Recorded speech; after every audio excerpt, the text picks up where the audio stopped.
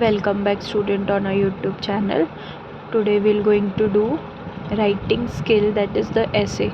ऐसे कैसे लिखना है वो मैं आप लोगों को बताऊंगी, मतलब उसका फॉर्मेट कैसा होता है, क्या आता है, फर्स्ट पैराग्राफ कैसे लिखना होता है, सेकंड कैसे लिखना होता है, थर्ड कैसे लिखना होता है, आपको मैं सब बताऊंगी, ठीक है, इस वीडियो में। तो वीडियो में आगे बढ़ने से पहले मैं आप लोगों से बोलना चाहूँगी कि मेरे वीडियो को लाइक करिए, ज़्यादा से ज़्यादा शेयर कीजिए और चैनल को सब्सक्राइब करिए, ठीक है। चलते हैं अब राइटिंग स्किल द ऐसे। टॉपिक क्या है आज का हमारा? ऐसे, ठीक है। ऐसे नॉर्मल सी चीज़ है कि ऐसे जो है वो किस तरीके से लिखा जाता है वो बहुत लोगों को पता होता है, ठीक है, लेकिन उनको पता है कि ऐसे होता क्या है, क्या लिखना होता है ऐसे में, वो सबको पता है। मोस्टली बहुत बच्चे जो हमारे हायर लेवल के बच्चे जैसे कि 7th 8th 9th 10th के, उनको पता होता है कि ऐसे लिखना कैसे है, ठीक है। बट उनको ये नहीं पता होता कि फर्स्ट पैराग्राफ में क्या, सेकंड पैराग्राफ में क्या क्या क्या इंक्लूड होना चाहिए और क्या क्या एक्सक्लूड होना चाहिए, वो चीज़ उनको नहीं पता होती है। तो आज ये वीडियो में हम यही बातें शेयर करेंगे, ठीक है। फर्स्ट क्या होता है राइटिंग स्किल में, जो ऐसे है उसको पैराग्राफ में लिखा जाता है, ठीक है। Every essay should be divided into paragraphs and each heading should have at least one paragraph to itself. आप जो भी लिख रहे हो उसको वो पैराग्राफ में डिवाइडेड होना चाहिए और कम से कम एक एक पैराग्राफ बनना चाहिए। अब आप लोग बोलोगे एक एक पैराग्राफ मतलब कितना, ठीक है, लाइंस कितने लाइंस लिखते हैं? तो एक एक पैराग्राफ ज़्यादा से ज़्यादा 7 to 8 लाइंस के होते हैं एक एक पैराग्राफ, ठीक है। तो आप लोगों को भी वही करना है, 8 हो जाता है, कभी कभी 10 हो जाता है, ठीक है। तो ये याद रख लेना कि आप लिखो, आप टॉपिक से रिलेटेड लिखो, लेकिन आपको उसको कैसे लिखना है, पैराग्राफ वाइज में, ठीक है। स्ट्रक्चर ऑफ द ऐसे, we may divide an essay into three parts. The introduction, the body. Divided an essay into 3 parts, the introduction, the body of the essay and the conclusion, ठीक है। तो यहाँ पे क्या बताया गया है कि ऐसे जो है वो 3 पार्ट्स में डिवाइड होता है। पहला क्या होता है, इंट्रोडक्शन होता है, उसके बाद वो इंट्रोडक्शन की बॉडी होती है, ठीक है, यानी कि जो ऐसे की टॉपिक है उसकी बॉडी होती है, और थर्ड में क्या आता है, कंक्लूजन, यानी कि क्लोजिंग आता है, ठीक है। फर्स्ट क्या है, introduction. This is a short essay must be very brief. It should be absurd to have the porch bigger than the building itself. The introduction may consist of a definition or a quotation, proverb, very brief story or general remark leading up to the subject, ठीक है। तो यहाँ पे क्या बताया है, जो ऐसे है वो शॉर्ट, मतलब आपको क्या करना है, उस ऐसे को पहले तो शॉर्ट फॉर्म में लिखना है, उसके बाद उसको धीरे धीरे धीरे धीरे बड़ा बनाते जाना है, और ऐसे को आपको क्या करना है, डिफ़ाइन करना है। कोई भी चीज़ हो, कोई कोटेशन हो, कोई प्रोवर्ब हो, उसको आपको क्या करना है, ब्रीफ स्टोरी, यानी कि कोई चीज़ की स्टोरी या रिमार्केबल लीडिंग में, या कोई चीज़ में लीड कर रहा हो, तो उस चीज़ को आपको किस में डालना है, इंट्रोडक्शन में डालना है, ठीक है। अब फोर्थ है द बॉडी ऑफ द ऐसे, यानी कि ऐसे का जो मेन पार्ट जो होता है वो, ठीक है। दिस इज़ रियली द ऐसे itself if the subject is the good and the bad influence of newspaper. Do not devote 3/4 of the essay to good influences, as so leave only a quarter for a bad. Closely follow your full outline throughout, ठीक है।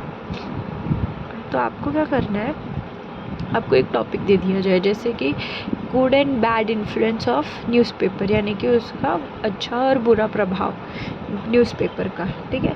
तो आपको क्या करना है, उसको 3 quarter में divide करना है। पहले गुड इन्फ्लुएंसेस दिखाना है, उसके बाद उसकी बैड इन्फ्लुएंसेस, ठीक है। The paragraph should be well constructed and should be related to one another according to the direction of your outline. ऐसा नहीं है कि कुछ भी आप अपने मन का ठोक के लिख दो, नहीं, आपको अपने मन का लिखना तो है, लेकिन आपको क्या करना है, आपको उस टॉपिक से भटकना नहीं है। अगर आपको न्यूज़पेपर के बारे में बोला गया है और न्यूज़पेपर का अच्छा और बुरा ये दोनों इन्फ्लुएंस दिखाना है, तो उसी टॉपिक पे स्टक होकर आपको क्या करना है, उस पे ही आपको बातें करनी है, ठीक है। Take pains in selecting words and phrases which exactly express the idea which you have in mind, and frame your sentences so that they are quite clear and forceful।